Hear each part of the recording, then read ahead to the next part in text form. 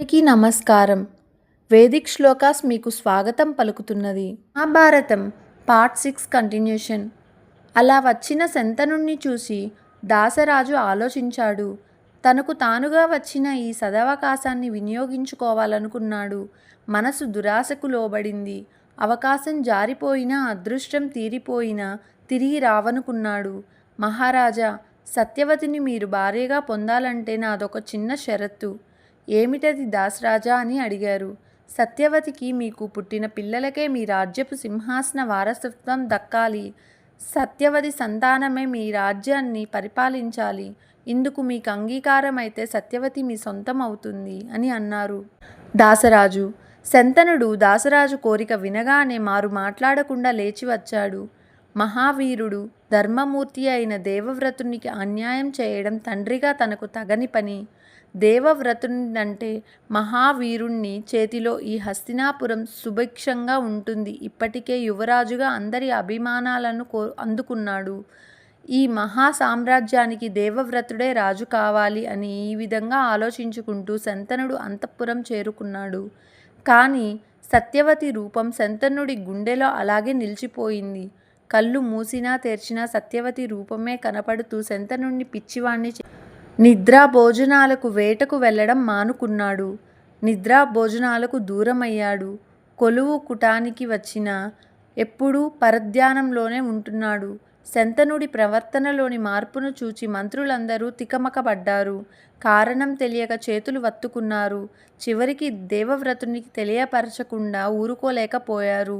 శంతన మహారాజు వేటకెళ్ళినప్పుడు యమునా నదిలో పడవ నడుపుతున్న సత్యవతిని చూడడం, ఆమెను మోహించడం, వివాహయార్ది అయి దాసరాజును అర్థించడం, దాసరాజు సత్యవతి సంతానానికే రాజ్యం దక్కాలని షరతు విధించడం, దాసరాజు షరతును శంతనుడు అంగీకరించకపోవడం, ఈ విషయం అంతా పూసగుచ్చినట్లుగా దేవవ్రతునికి తెలియపరిచారు మంత్రులు.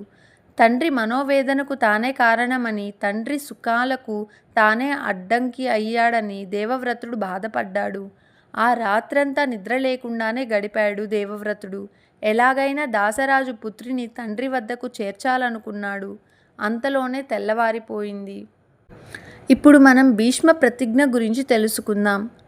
అంతలోనే తెల్లవారిపోయింది. అంతఃపురం ఆప్త మంత్రులను సమావేశపరిచి తన ఆలోచనలు వారితో చర్చించాడు దేవవ్రతుడు. వెంటనే రథాలను సిద్ధం చేయించాడు. తండ్రికి తెలియకుండానే దాసీ జనాల్ని, వేద పురోహితుల్ని వెంట పెట్టుకుని యమునా తీరంలోని దాసరాజ గృహానికి వెళ్ళాడు. ఎప్పటిలాగే దాసరాజు ఒక షరతుని దేవవ్రతునికి విన్నవించాడు. తన ఒప్పందానికి అంగీకరిస్తేనే వివాహం జరుగుతుందన్నాడు. దాసరాజా, నీవు దురాశపరుడవని నేను భావించడం లేదు. నీవు కోరుకున్న నియమం ప్రకారమే నాకు సంక్రమించవలసిన ఈ హస్తినాపుర సింహాసాన్ని నేను వదులుకుంటాను. నా తండ్రిగారి సుఖం కన్నా నాకు సింహాసనాధికారం గొప్పది కాదు అన్నాడు దేవవ్రతుడు. అయితే నాకు ఇంకొకటి అనుమానం ఉంది. తండ్రి మీదున్న మమకారంతో నీవు రాజ్యాన్ని వదులుకుంటావు. కానీ రేపు నీకు పుట్టబోయే పిల్లలు నీలాగా రాజ్యాధికారాన్ని వదులుకోరు కదా, అప్పుడేం చేయాలి అని అడిగారు. ఒక నిమిషం మాత్రమే ఆలోచించాడు దేవవ్రతుడు. సరే, అలాగైతే నేను ప్రతిజ్ఞ చేస్తున్నాను విను. పంచభూతాల సాక్షిగా, అష్టదిక్కుల సాక్షిగా, సూర్యచంద్రుల సాక్షిగా, సమస్త ప్రాణకోటి సాక్షిగా, సర్వదేవతల సాక్షిగా, ఈ హస్తినాపుర ప్రజల సాక్షిగా ప్రమాణం చేస్తున్నాను. ఈనాటి నుండి హస్తినాపుర సింహాసనాధికారాన్ని వదులుకోవడమే కాదు, ఆ జన్మ పర్యంతము అకలంక బ్రహ్మచారినై జీవిస్తాను. ఈ ప్రతిజ్ఞకు సమస్త ప్రకృతియే సాక్షి అని శపథం చేశాడు దేవవ్రతుడు. అప్పుడు ఆకాశం నుండి భీష్మ భీష్మ భీష్మ అనే శబ్దం వినిపించింది. దేవతలు పుష్పవృష్టి కురిపించారు. పితృభక్తికి పృథ్వీయే పులకరించిపోయింది. దాసరాజు అనుమతితో సత్యవతీదేవిని సగౌరవంగా తీసుకొని వచ్చి తండ్రిగారి ముందు నిలబెట్టి తాను దూరంగా చేతులు కట్టుకొని నిలబడ్డాడు దేవవ్రతుడు. విషయం తెలుసుకున్న శంతన మహారాజు దేవవ్రతుని పితృభక్తికి చెలించిపోయాడు. క్షణికమైన నా కోరిక ఈ ధీమంత పుత్రుని జీవితాన్నే పణంగా తీసుకుందని భిన్నుడయ్యాడు.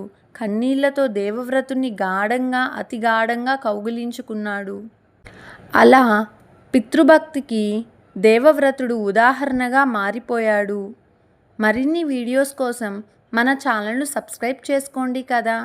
అలాగే మహాభారత కథను వినాలనుకుంటే మిగిలిన మహాభారత వీడియోస్ని కూడా చూసేయండి. Thank you.